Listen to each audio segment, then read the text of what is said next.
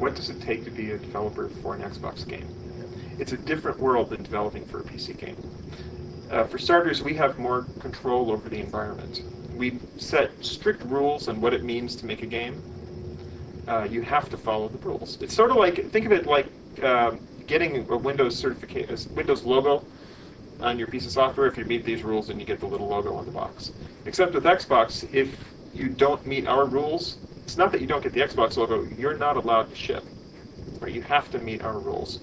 And this has given us the luxury of knowing that we don't have to solve for every single fail case because we put rules around it and we test the games to make sure they abide by the rules. So when we built Live, I could put a restriction in that says, gee, you have to use our stack. Right? I can't trust every game developer's ability to write the perfect security layer. Security layers are really hard to do and they're easy to make a mistake and put a hole in. So I was able to get some very, very good security engineers. They put security into our stack, and then I put a rule saying you have to use our stack. So it's a different kind of an experience building a game for the console versus building a game for the PC. Right. If somebody wanted to get into the game development world, how do they get into it? I don't know. How did you get into it? Well, the funny thing is I'm not in the game development world. Really? I'm in the platform development world. Yeah, that's true. Right? Xbox Live and the Xbox itself are game development platforms, which is different than building a game. Building a game today is dramatically different than building games was 10, 15 years ago. Yeah. It used to be that you would have one really good engineer that would go hole himself up in a room, type like mad, doing assembly language for a few days, and out would come a game. Right? There's a couple of famous examples, things like Frogger, and some of those early games. Steve Wozniak told me about Breakout. They designed Breakout in a weekend.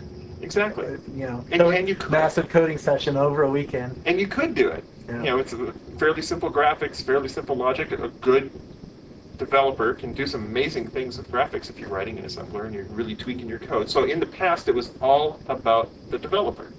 Writing a game was all about being the super geek and being a really good developer and tweaking your hardware. Today, in a typical game team, there's maybe 5 developers and 50 artists. So it is moving away from the developer. The developer is still important if you really want to stand out and have your graphics have a special edge. But your game isn't going to ship unless you can manage the flow of the art.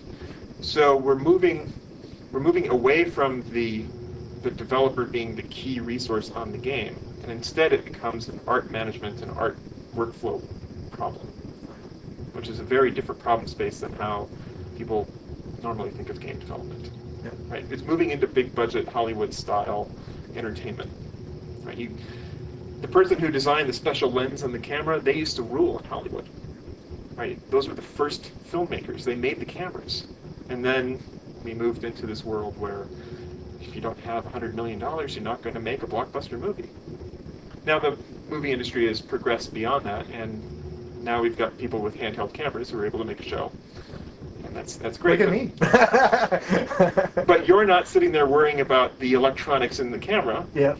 You're not worried about, well, gee, what compression is it using as it's written? No, you're worrying about setting up the shot and getting your content and building an interesting program. Yeah. Game development today is in that transition from the super geek, controlling everything.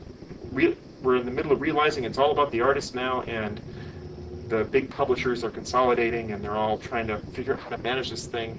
And then hopefully in the future we'll get more tools that help us build things more easily so we can bring it back down to normal people again so they can go and build a game. But then you won't be about tweaking hardware.